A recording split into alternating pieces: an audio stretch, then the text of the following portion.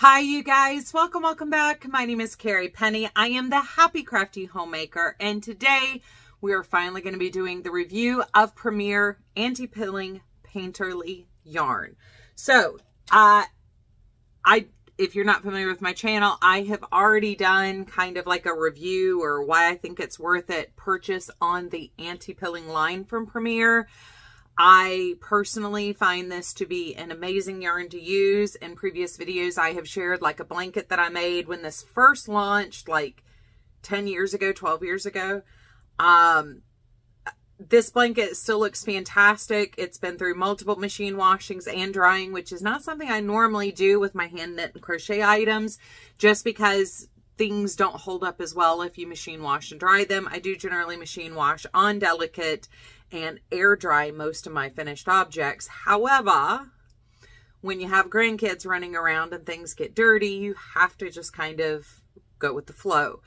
The anti-pilling line is a fantastic line in general. This review is specifically to look at how this yarn crochets up versus knitting, because online all of the swatching is done in knit stitches, not crochet stitches. So first off, right out of the gate, in the iCard and in the description box down below, I will leave a link for my initial video on the anti-pilling line. I will try to find that blanket. We just moved 9 weeks ago now. So I will try to find that blanket and share with you guys like the blanket itself. But it is an amazing line to work with. It is a very smooth yarn. It comes in multiple different sizes. There are now some different varieties that they have expanded the line into. And this is just another expansion. There's dots, there's solids, there's variegated, there's DK, there's worsted. It's an amazing line, and Premier is constantly adding new things into the line. This time, however, as this is a short shot color yarn, and I will insert the picture of the knitted swatch of this specific yarn here. This has a very unique look, and I noticed I really hadn't seen anybody crocheting with it until actually 2 days ago. I just saw an FO that was crocheted with this, so I kind of was snickering to myself. Somebody else had the same idea to see how this crochets up. So this is a 100% acrylic yarn. This is Premier Anti-Pilling, Everyday Worsted. Painterly is the specific line. Brush stroke print. So this is, you have a long passes of our background yarn, and then we'll pick up with varying lengths of a color. So it's not really a variegated. So that's the end of that brown. We're going to keep pulling the off-white out here. So long passes of the background color. Of course, it's going to be one of the longest, like, there we go. And now we're picking up a darker brown color here. And see, this is a very short color pass, whereas this previous caramel brown was a much longer pass of color. So it's a great yarn, and it knits up gorgeously. I've used yarns like this before to knit. I've never crocheted a yarn like this. I'd never really thought to crochet a yarn like this, but as I am a huge fan of the anti-pilling line, I did want to share with you guys what I thought about crocheting with this. As always, this yarn is a fantastic yarn to crochet with as far as the texture, no splitting, very smooth, easy peasy lemon squeezy. I did use a size I Clover Amore crochet hook to work up the project that I did with this. Initially, I purchased 3 skeins. Hopefully at the end of this video, I will be able to find a short snippet clip. I frogged my first project, started a second project. On Thursday's video, we will discuss more about what happened, the drama of making this project. However, it was user error. It was pattern mistakes made by me, not by the yarn. But we have a finished object with this now finally, after rebooting and restarting. And if I can't find the clip for today, I am filming this on Tuesday, the day that this is going to be released. So if I can't find it in time to insert it into this video, I will try to insert it into Thursday's video, along with the Promise Cat pictures from 2 weeks ago, since I forgot to put those at the end of the show and tell. We will have a show and tell Thanksgiving Thursday. Please come and check out show and tell number 205. We will discuss, like I said, the drama with this, some of the other things with working with the poppy yarn, as well as other projects I have been working on. So anyway, one off. This is a fantastic yarn. It crochets beautifully. I've been working with it for years. I have in my cube set 2.5 full cubes, this size, double back. There are 2 skeins back of this yarn. It's one of those yarns that to me is 100% worth stockpiling. Right now, Premier is running their Black Friday sale. I do believe there are some of the items for the anti-pilling line that are part of that sale. So if you are interested in checking out the yarn and haven't before, or are looking to stockpile a nice high wear, long wear, wash and wear yarn, definitely go check them out. I do have an affiliate link in the description box down below. If you're planning on making a purchase, I would love it if you clicked my link. It costs nothing to you, but it does kind of help me out here on the channel to be able to afford yarns to purchase for the purpose of review here. So I did 100% purchase this yarn myself, so affiliate links do help if you click through those. Anyway, what do I think of the patterning? So this is what I did. This is what my finished project ended up being. So this is a hooded scarf. This is the top hood. And then down here we have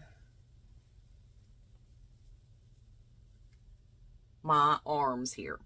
So I really wanted to do a project where we could experiment with what the color shots looked like in different stitches, but keeping it within our basic trifecta of stitches. So this has single crochets, double crochets, and treble stroke triple crochets.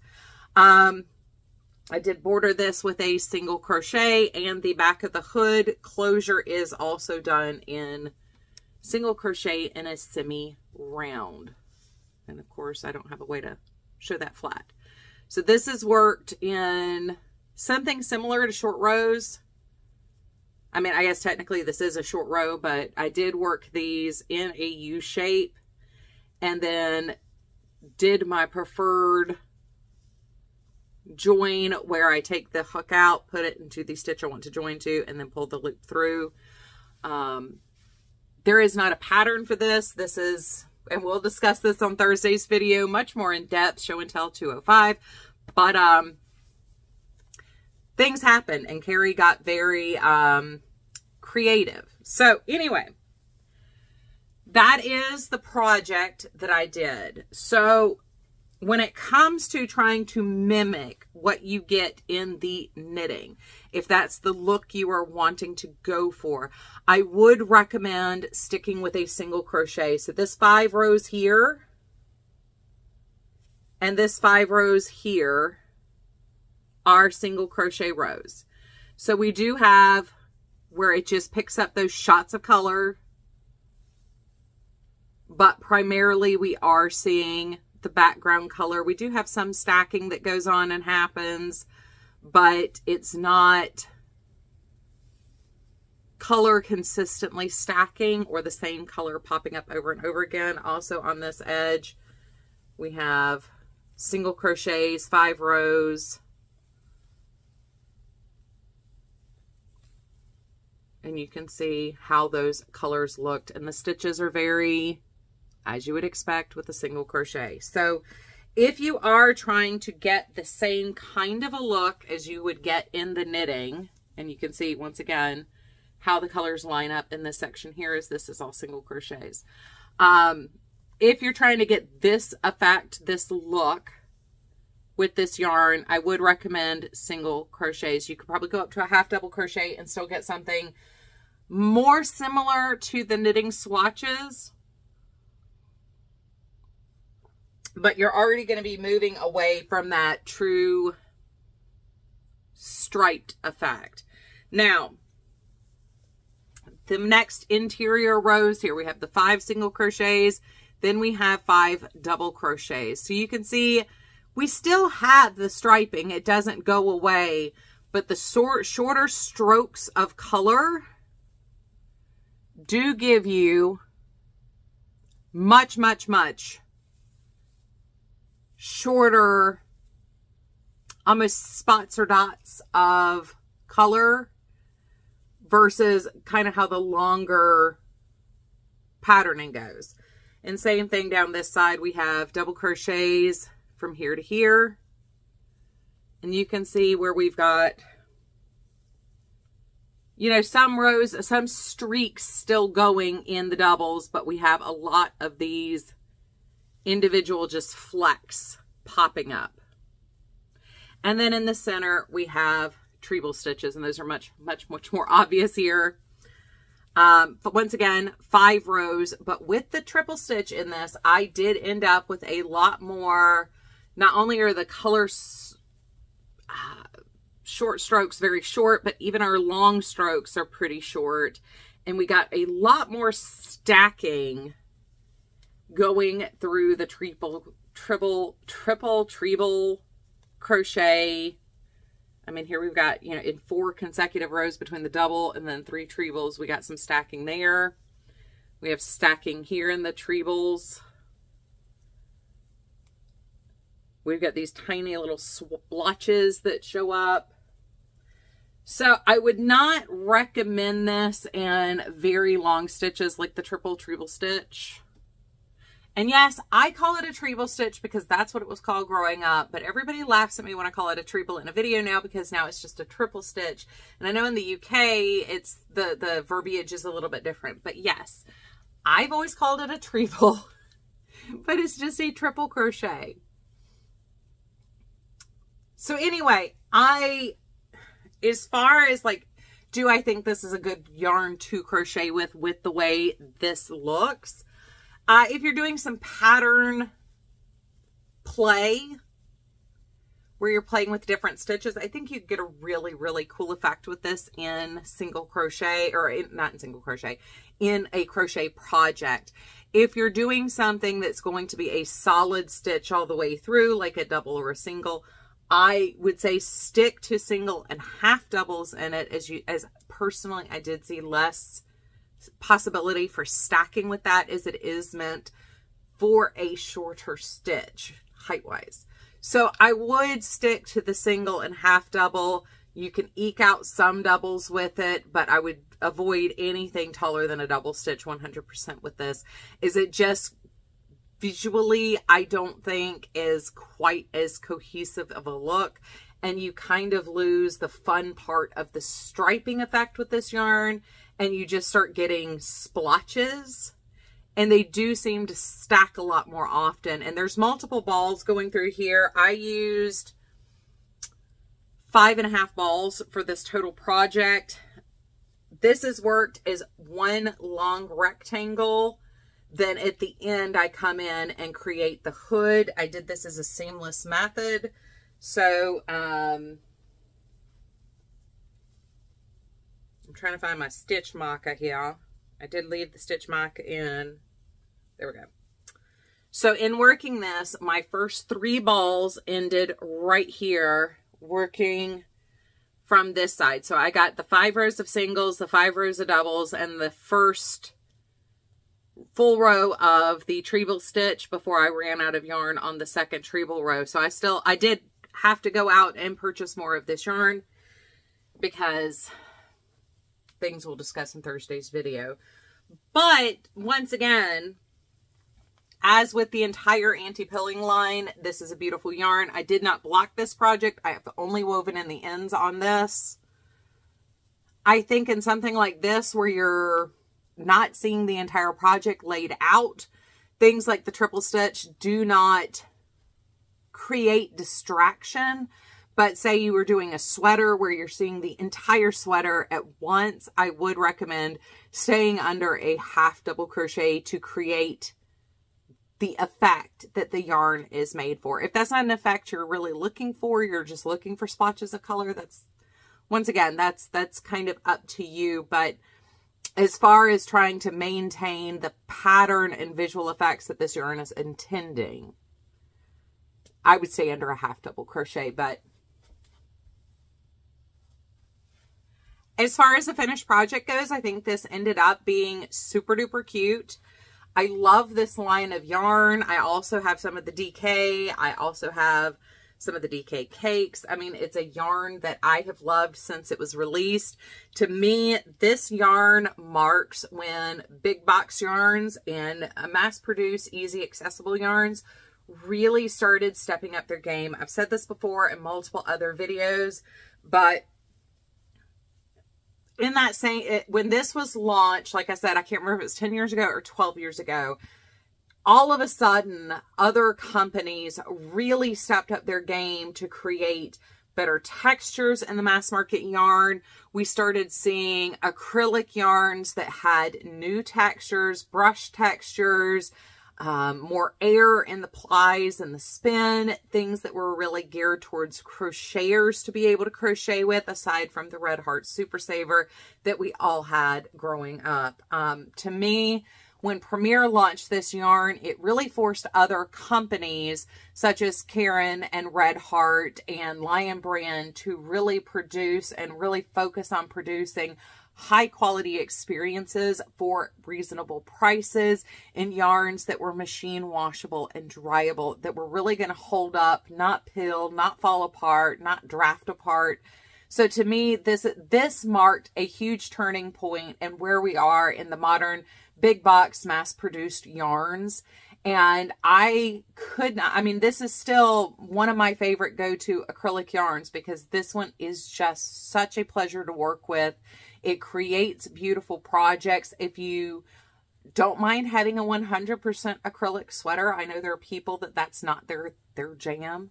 But if you are looking to make a particularly like an outerwear piece, like a car coat or something, I would definitely recommend this. This does not pill. It doesn't fall apart. It holds up really well over time. So definitely something I would recommend as a yarn line in general. And we have this yarn, in my opinion, to thank for where our mass-produced yarn is now, as far as like the expansion of lines, really focusing on giving us long-wearing yarns that feel good. They're not itchy, they're not scratchy, they're not over-dyed over acrylic, which means you get bleeding all over your hands while you work with them. This is truly the turning point for our modern yarnscape now. When you go into places like Joann's and Michael's and Hobby Lobby and you start seeing all these and you start noticing all these really fantastic acrylic-based yarns that we have now, to me, this is the reason why we have those, because this was such a hit when it came out. And it's just been a dream to work with since then. So as they've expanded this line, I've purchased multiple things out of the anti-pilling collection. So this is once again another win for the anti-pilling. I know this will knit up absolutely gorgeous. I do have 1.5 balls left over. I did forget to give you the stats on the yarn. Maybe I have to do that. So like I said, 100% acrylic. It's a size 4, US size 4, or whatever size 4. Recommended hook and needle is an I or a US 8 for the needle. We have 153 yards, 140 meters, 3 ounces, 58 grams. So these are slightly smaller balls of yarn than what we're used to getting with the 100 gram balls, but definitely a beautiful yarn to work with. I mean, like I said, I already have an entire video dedicated to why I like the anti-pilling line. This is just another addition to that I think is a pleasure to work with and interesting. The stitches were a lot of fun to see how the colors popped up and how they cropped up. I'm very pleased overall with how my hooded scarf turned out, although that wasn't my original intention with this project. And like I said, I mean, if you're looking to get the same effect as knitting, I would definitely do single and half double crochets. If you want something that's a little bit more maybe organic looking, maybe not, maybe splotchy sounds a little mean. If you want something that's a little bit more organic looking, you know, moving into the double and the triple stitches might be fine. This would also, I think, look absolutely amazing in like Tunisian basic stitch, because you could end up with the cream through the center with the color wrapping around the cream, and then you could have the color running through the center with the background color, this case cream, wrapping around the I think in Tunisian this would really be amazing. I'm not a big Tunisian crocheter. I really only know how to do the basic stitch, but this is definitely something that, as with other yarns I've reviewed, I think this would be beautiful in the Tunisian. And even if you get color stacking, because you're not normally going to have the same color stacking on top of each other, you could end up with some really cool, like the gold and the green together, and then like the coppery brown with the chocolate brown. So I think you would always have dimension, even in a Tunisian project with this. So once again, this is a 10 out of 10 for me. It crocheted beautifully. I like the way the colors worked up. The line is fantastic. I'm going to go ahead and end it there. That way, especially if I find the 2 video clips, or find the blanket and film one and then find the video clip, we're not running too far over. But I hope you guys are having a wonderful, fantastic day. As always, I love you guys. I look forward to seeing you real soon. And please definitely come back and check out the drama of the maker process on Thursday's video. Happy Thanksgiving if I don't see you on Thursday. Bye, guys. Well, probably should have set myself up with the clicker first. Bye, guys.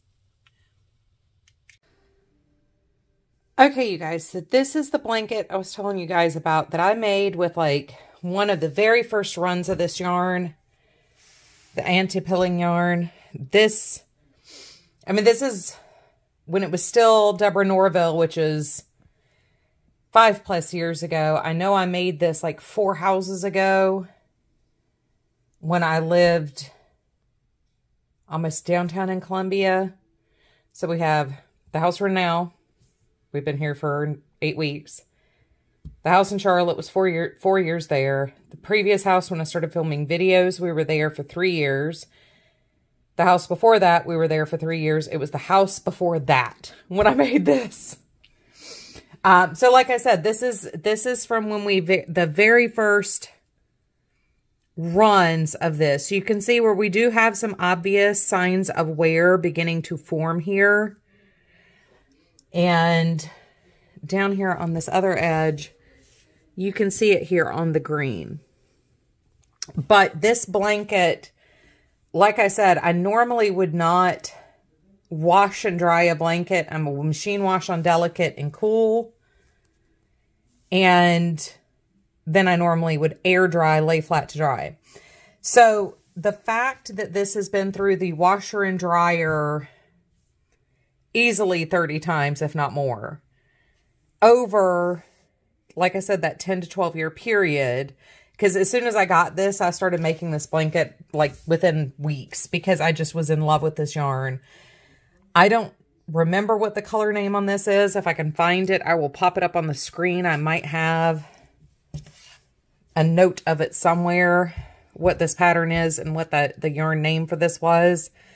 But, you know, if this is what we're looking at as far as wear, and remember, I've had 1 or 2 cats this entire time. I have 2 grandkids that I used to watch full time in this time. This has been a mainstay on my sofa, circling out now with the new blankets I've made over the last 5 years, but it lived on, this was the sofa blanket in our living room for at least 5 of those years since I made it. So it's seen lots of love. And in particular, like when you zoom in here on the green, you can see really how little degradation there has been to this yarn. With all that washing, drying, wear, being drug around the house. My granddaughter thought this was the best blanket ever. So like this was her go-to nap blanket when she stayed at Grandma and Grandpa's house. So I mean, I really cannot speak enough to how well this yarn holds up over time. And this is why I say if you're going to make an acrylic sweater, I would definitely recommend this yarn. As you may eventually get somewhere under the arms, it's not going to be very obvious or very quick to appear. So I love this blanket so much.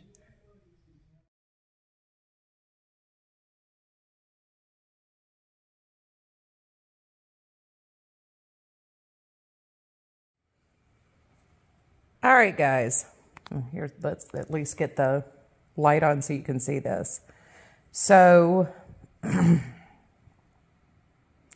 this is my first attempt at using the Premier painterly. I wanted to film something about this before I frog it. It did not work. So I was kind of using my wide, shallow triangle shawl as a basis for this. It did not work. So I used single crochets here in between the yarn overs.